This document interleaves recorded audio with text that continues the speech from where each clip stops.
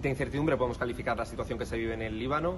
En las calles de Beirut hay menos gente y más presencia militar, según nos afirma la población local. En los barrios como este del sur chií hay constantemente manifestaciones, ráfagas de disparos al aire.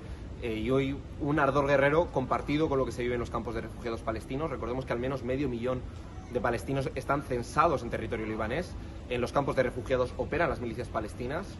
Los distintos partidos tienen sus brazos políticos y militares operativos, y eso ya se está dejando notar en la frontera sur, en la zona del Líbano donde a día de hoy se siguen produciendo enfrentamientos entre Hezbollah y las milicias palestinas y el ejército israelí. La situación sigue escalando. De hecho, el sábado fue el día más sangriento. 7 milicianos de Hezbollah y 1 de la Yihad Islámica Palestina murieron. Hay una guerra de cifras en la que Hezbollah asegura que habría causado hasta 30 bajas en territorio israelí, algo que no ha sido afirmado por parte del Ministerio de Defensa israelí. Como sea, lo cierto es que las declaraciones escalan. Hoy Netanyahu afirmaba que habría consecuencias devastadoras para todo el Líbano si Hezbollah decidía entrar en la guerra, y aseguró que cometerían el error de su vida y que añorarían el conflicto del 2006, recordemos, en el que Israel abandonó parte del territorio libanés que ocupaba. Precisamente el territorio que abandonó es hoy la zona caliente, es hoy la línea azul, esos 120 kilómetros de frontera, los que están siendo objeto de enfrentamientos. Por su parte, en Hezbollah, uno de los diputados de su bancada ha hecho hoy unas declaraciones en las que afirmaba que Nasrallah, el dirigente político y espiritual del movimiento, estaba supervisando personalmente las operaciones y que, llegado el caso, actuarían como tendrían que actuar, con una eventual escalada. Por su parte, la nota singular la pone el ministro de Comunicación, Makari, del movimiento Madana, cristiano maronita, que ejemplifica la impotencia del gobierno libanés en funciones desde hace más de un año, con un equilibrio sectario que se antoja imposible entre sunitas, chiitas y maronitas. El ministro de Comunicación interino decía hoy que no deseaba la guerra y que estaban trabajando para ello. Sea como sea, declaraciones, porque todo el mundo sigue mirando a Hezbollah, todo el mundo sigue esperando ver qué ocurre en la Franja de Gaza, y lo cierto es que Hezbollah reitera una y otra vez lo mismo: llegado el momento actuaremos. Está en manos de Israel que esta situación no escale, porque si respetan la situación y no empeora la situación en Gaza, si se da una liberación de los presos palestinos, se podrá evitar un derramamiento de sangre. Está por ver. La situación, como decimos, sigue siendo de máxima tensión aquí en el Líbano. Informa desde Beirut Néstor Prieto Amador para Descifrando la Guerra. ¿Qué tal? Muy buenas noches a todos y a todas. Un nuevo directo aquí en el canal de Twitch de Descifrando la Guerra. Hoy me escucháis solamente porque voy a estar un poquito en modo súper aquí en las sombras, porque tenemos un directo en 2 bloques. Primero vamos a estar con Andrea y Néstor, y después, cerca de las 10 de la noche, se iba a incorporar Pablo del Amo. Vamos a estar tratando ahora varios temas. Con Andrea vamos a tocar algunas de las cuestiones de actualidad del continente africano, que ya sabéis que eran temas que estábamos siguiendo muy de cerca, pero que con el estallido del conflicto en Gaza, evidentemente hemos tenido, como sabéis, que algunos temas tratarlos en menor proporción, y hoy vamos a volver a darle prioridad a esos temas. Y también estamos con Néstor, que nos va a contar, en realidad no sé exactamente muy bien qué, no hemos tenido mucho tiempo para hablar antes porque por la situación que está viviendo, pues bueno, claro, como entenderéis, su disponibilidad es la que es, y vamos a ver qué nos tiene que contar. Así que ahora mismo iré con eso, pero antes os saludo, chicos, ¿qué tal? Hola, ¿qué Pues tal? bien, buenas noches, bien por aquí. Bueno, lo primero que habéis visto es el vídeo crónica que nos ha hecho hoy Néstor, que sabéis que está ahora mismo en el Líbano. Ahora nos va a contar un poquito más de eso y nos va contando desde el terreno, cuál es una información totalmente privilegiada, qué es lo que se respira, qué aire se respira allí en Beirut, y cuál es la situación con la potencial participación, y el potencial involucramiento de actores del Líbano y del propio Líbano en el conflicto palestino-israelí. Así que, sin concretar mucho la pregunta, Néstor, lo que te he dicho antes, cuéntanos cosas, en qué respiras, qué se nota en el aire, bueno, todo. Bueno, yo estoy en un barrio en el sur del Líbano, en la zona chií. Entonces, es verdad que era un poco burbuja. Estos primeros días he estado pues reuniéndome aquí con las organizaciones, visitando los campos de refugiados palestinos, que varios están también en el sur, otros están ya más cerca del centro de la ciudad. Em, He estado en Shatila, en Eis Elías, que es como la base administrativa. Allí tienen sede todas las facciones palestinas. Estoy intentando entrar en Gene Helwe, que es el campo de refugiados más grande del Líbano, que ahora mismo allí hay una guerra civil entre fundamentalmente Fatah y por otro lado una serie de grupos integristas, ¿no? Pero bueno, más allá de eso, como digo, está en una zona chiita y es verdad que era un poco burbuja, porque aquí, por ejemplo, hoy a las 5:30 de la mañana me he despertado acelerado porque había una manifestación, coincidiendo con la primera llamada al rezo, creo yo que habrá sido. Había una manifestación y se escuchaba a la gente gritar y disparos al aire. Y bueno, quiero decir, pues luego te terminas acostumbrando ya, ¿no? Al cuarto día aquí, pues ya le ves con cierta normalidad. Y claro, la zona chi tiene ese ardor guerrero, que yo califico de ardor guerrero, que es el que veo también en los campos de refugiados palestinos.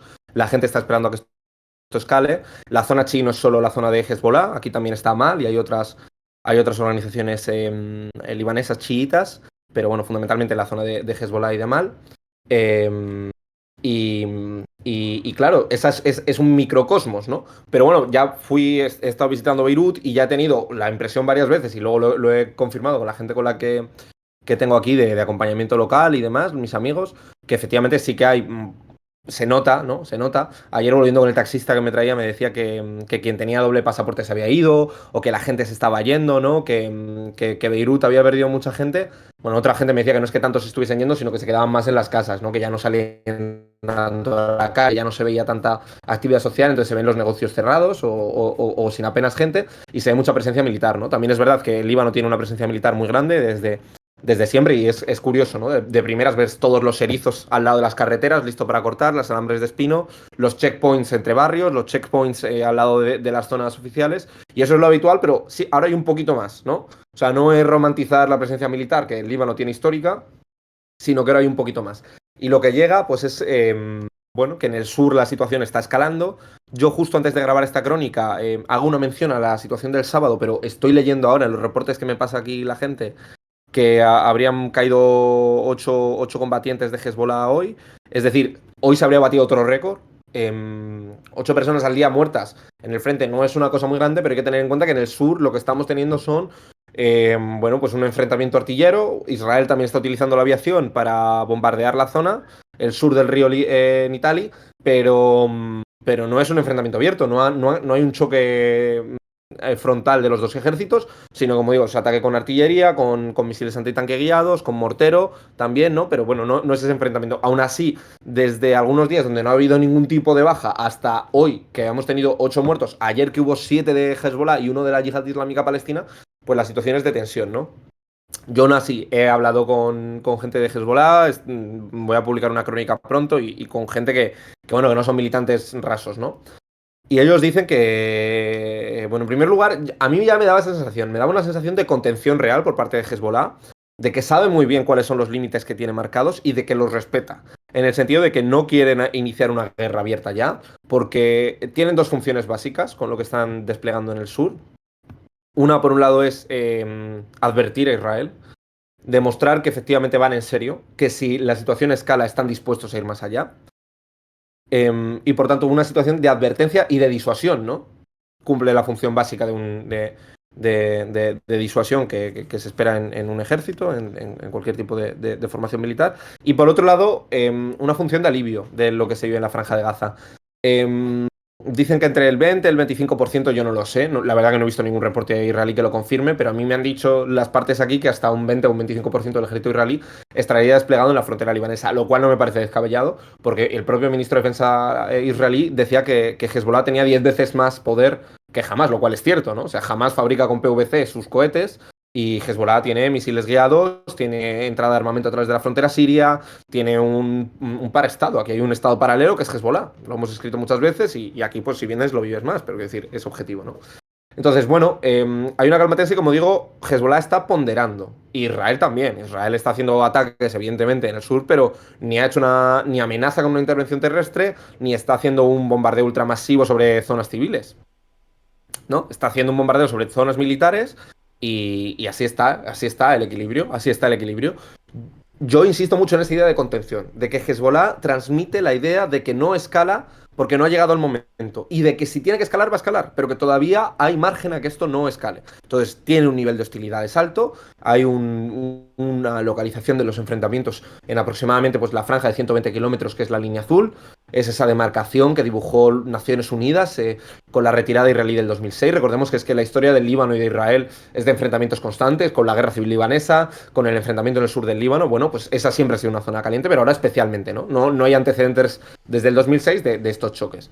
Por tanto, es una situación de mucha tensión.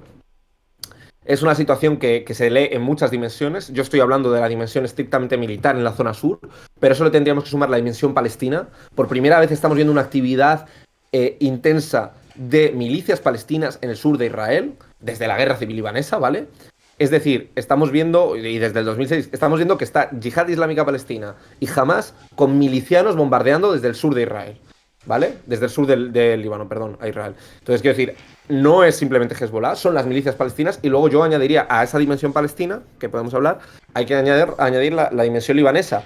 Este país es un país con unos equilibrios muy precarios, con una situación institucional muy inestable, y encontrábamos al ministro de Comunicación, que pertenece a las fuerzas cristianas maronitas, diciendo que no quieren la guerra, ¿no? Pero no tienen capacidad de imponer esa posición. No tienen capacidad de imponer esa posición. La única persona capaz de imponer esa posición es Hezbollah. Entonces, hay un miedo en el país a que la guerra derive en un caos interno. Las facciones palestinas están empujando, están deseando que se entre, y por tanto la situación en el Líbano es de tensión y es multifactorial. Hay que leerla en muchas direcciones. Néstor, muchos comentarios en el chat, también muchas preguntas. Os recordamos que Néstor ahora mismo está haciendo una cobertura desde el terreno en Beirut, en el Líbano. O sea que no hay ningún momento mejor que este para que dejéis vuestras preguntas en el chat, precisamente con respecto a la cuestión de Hezbollah y a la cuestión del Líbano en particular, ¿vale?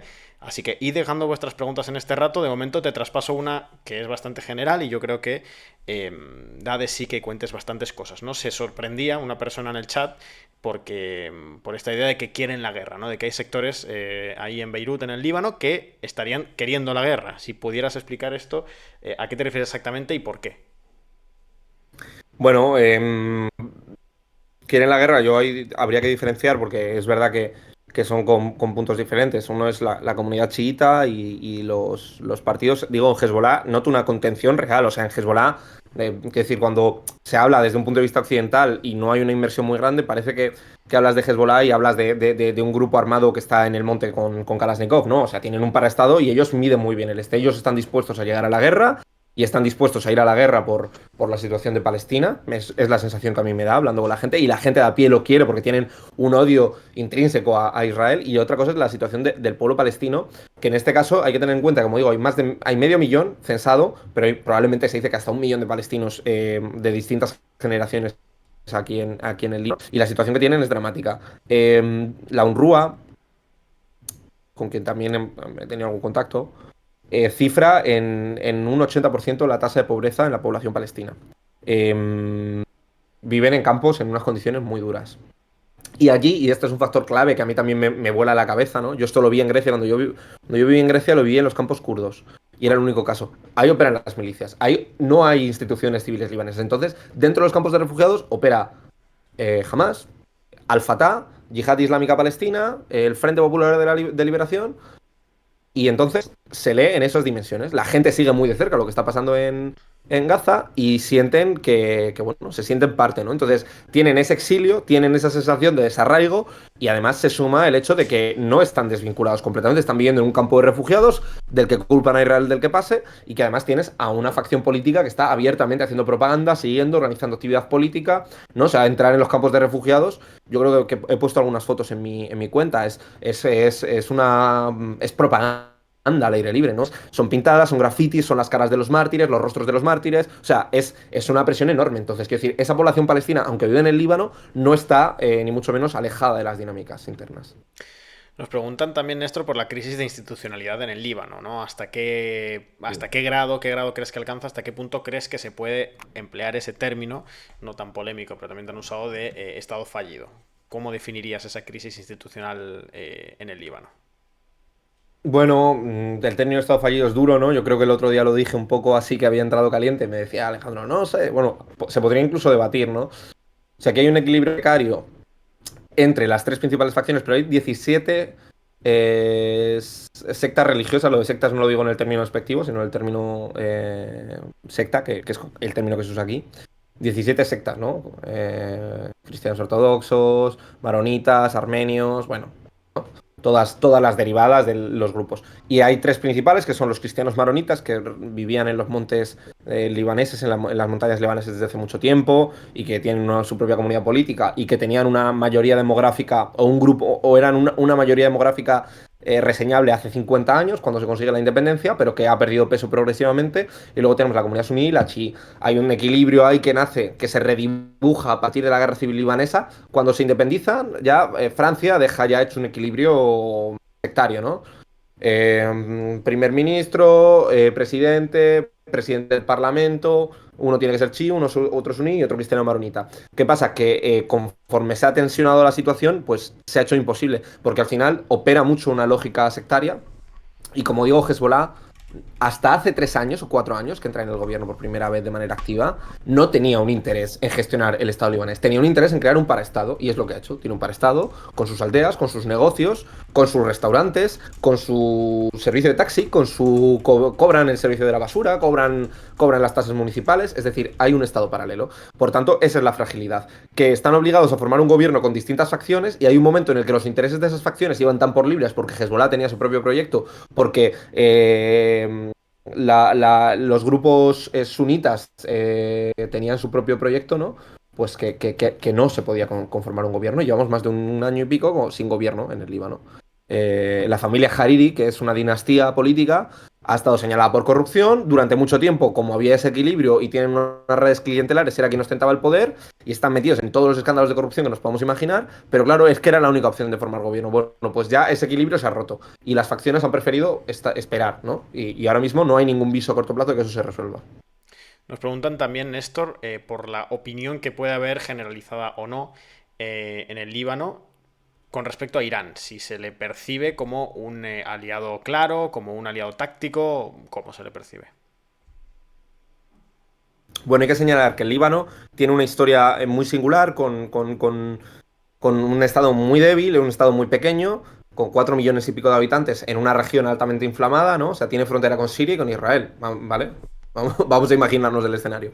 Entonces, teniendo ese pool de étnico, siendo tan frágil, tan pequeño, realmente es muy variado. Yo creo que, bueno, el Líbano como Estado no tiene relaciones diplomáticas con Israel. El Líbano como Estado apoya al pueblo palestino, pero claro, porque Israel ha ocupado territorio libanés hasta el 2006. Es decir, hasta hace 15 minutos Israel estaba al sur del río Litani ocupando territorio libanés. ¿Qué pasa? Que esa es la posición común, porque es un Estado muy débil, e Israel ha leído esa debilidad, y como el exilio palestino estaba aquí, ha ingresado, pero hay que diferenciar pues muchos grupos, ¿no? Yo creo que a día de hoy los grupos sunitas y los grupos chiitas sí que tienen un apoyo decidido a la causa palestina. Todo el mundo apoya la causa palestina. Los maronitas quieren que ese apoyo a la causa palestina no implique, no suponga poner en riesgo la precariedad del Líbano.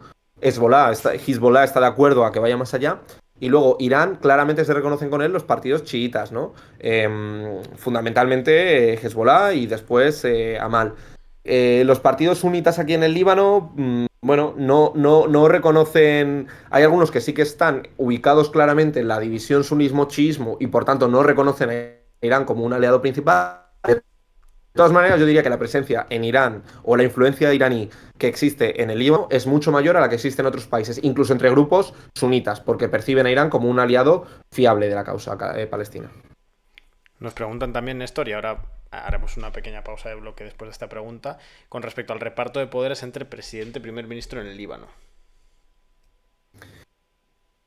Bueno, a ver, es lo que digo. El equilibrio nace de la guerra civil libanesa, de la última guerra civil libanesa. Entonces se redibuja a partir de los censos. Hay unos equilibrios que van a todos los niveles. O sea, lo más evidente es sí, el presidente del parlamento tiene que ser chií, el presidente maronita y el primer ministro sunita.